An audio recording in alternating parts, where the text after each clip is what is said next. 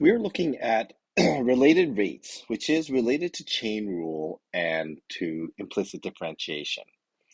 So basically, related rates is doing rate problems and seeing how the rates are related, and we can generate related rates by using the rates that are connected to each other by using the chain rule.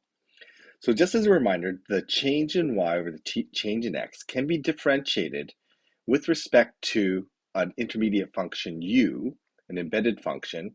So we can do dy by du and then apply the chain du by dx, and those are equivalent. Now, really, this is related to rate analysis.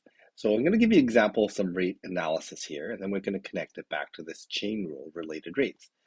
So for example, let's look at an example here where we have a tank, a cylindrical tank, and the height of this tank is dropping as we lose volume out of here. Okay, now the height of this tank is dropping with respect to time. So we have the rate of dropping is going to be 5 centimeters for every second. So it's going to be dropping 5 centimeters per second in height. And this is related to a change in volume. So for every 2 seconds, a liter of volume comes out of that tank. And those two things are related to each other.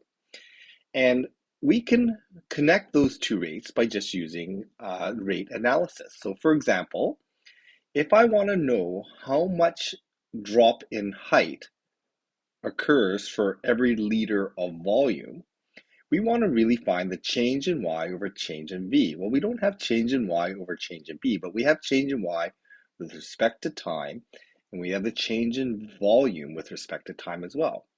And we can multiply these rates together. We can just say that take the rate, the change in y over change in time, multiply that by the change in time or change in volume, and we can see that the units cancel out, and we end up with change in y centimeters, the drop in the height, depending on how much volume we lose. And this multiplying rate property is a property of chain rules. In fact, it looks exactly the same as our chain rule. So these things are really essentially one could generate the other.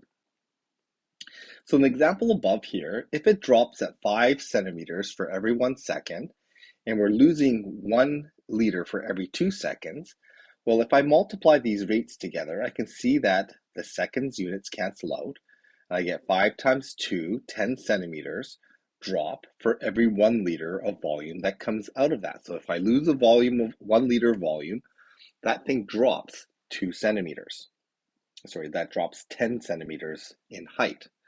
Okay, so these are rates that are related to each other, and they're related by this multiplying property, which then again looks exactly like the chain rule, and they are definitely connected to each other.